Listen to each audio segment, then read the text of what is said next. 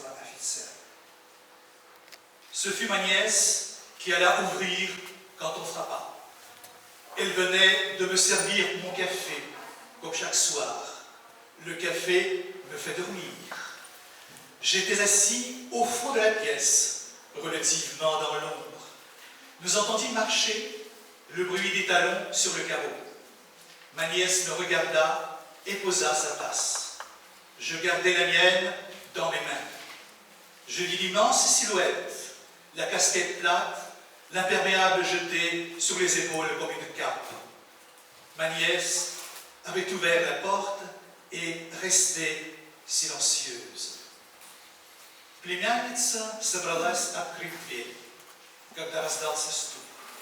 Она приносила мне кофе, как и каждый вечер, от которого мне хотелось спать. Я сидел в глубине комнаты, относительно затемненной. Мы услышали шаги, напоминавшие шум каблуков по плиточному полу. Племянница посмотрела на меня и поставила чашку с кофе. Свою я держал в руке. Увидел огромный силуэт с плоской фуражкой и наброшенным на плечи плащом-накидкой. Племянница открыла дверь и осталась хранить молчание.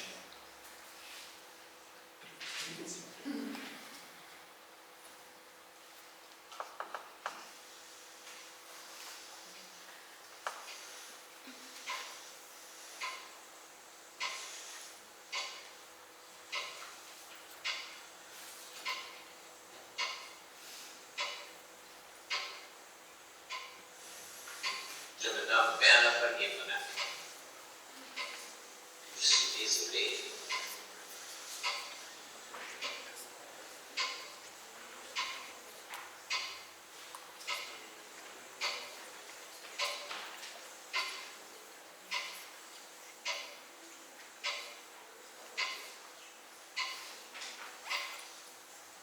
Cela a été naturellement nécessaire. Je suis quitté si cela était possible. Je pense que mon ordonnance sera tout pour votre tranquillité.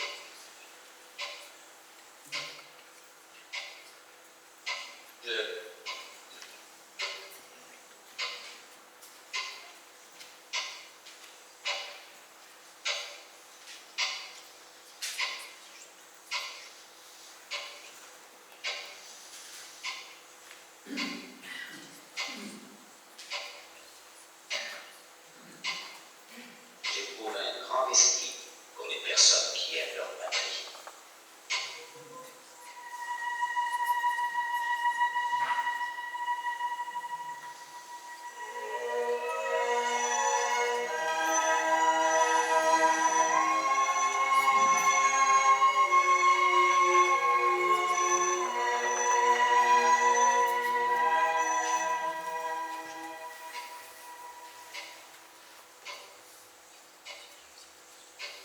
Je pourrais maintenant monter dans ma chambre, mais je ne connais pas le chemin. Ma nièce ouvrit la porte qui donne sur le petit escalier et commence à faire gravir des marches, sans un regard pour l'officier.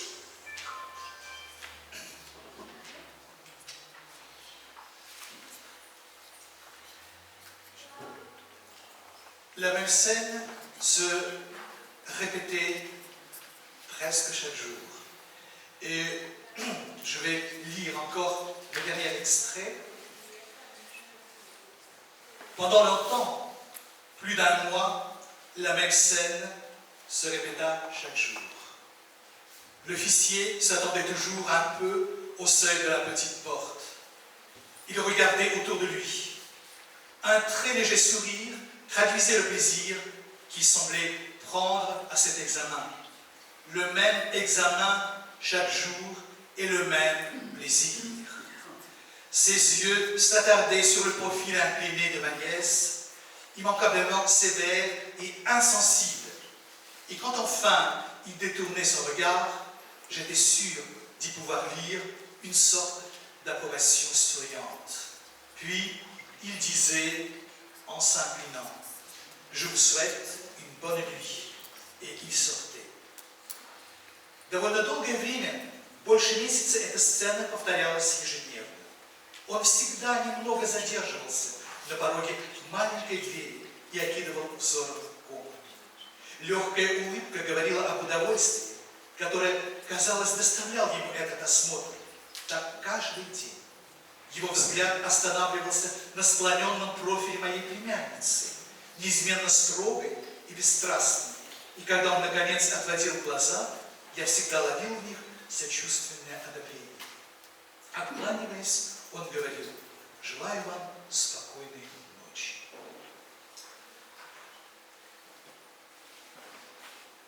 Donc,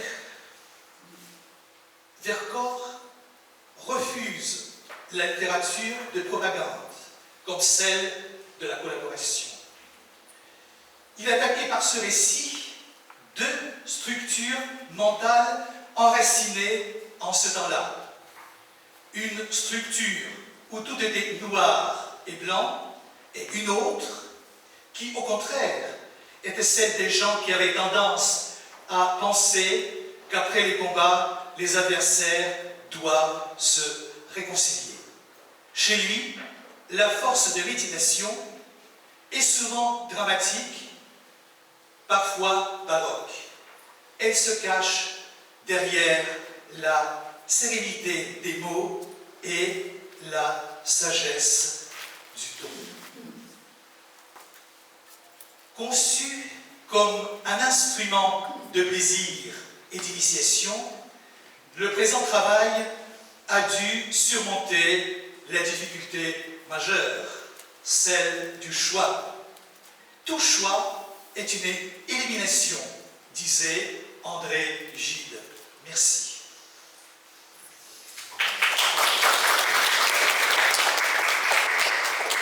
Спасибо, Игорь Владимирович. Будут ли вопросы Игорю Владимировичу? Так, Галина Витальевна, пожалуйста. Игорь Владимирович, как всегда, у вас интереснейшее выступление, у меня возникает вопрос. Интерпретация видеотекста, интерпретация текста письменного имеет ли различия, потому что сценарий и текст автора – это не совпадающие вещи.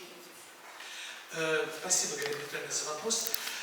Я на протяжении уже более 6 лет разрабатываю методику анализа текста, не прибегая к чтению самого текста, самого отрывка, а через киноизображение.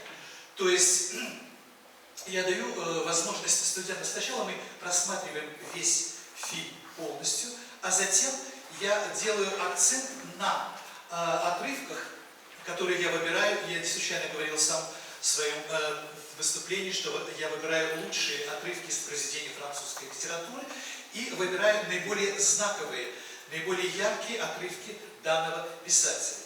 И потом мы просматриваем уже частями данный фильм, находим, распознаем отрывок, который звучит в этом фильме, и после этого мы приступаем к анализу уже непосредственно текста. Видеоряд. Да, совершенно верно. Спасибо. Будут ли еще вопросы? Спасибо, Игорь Владимирович, большое.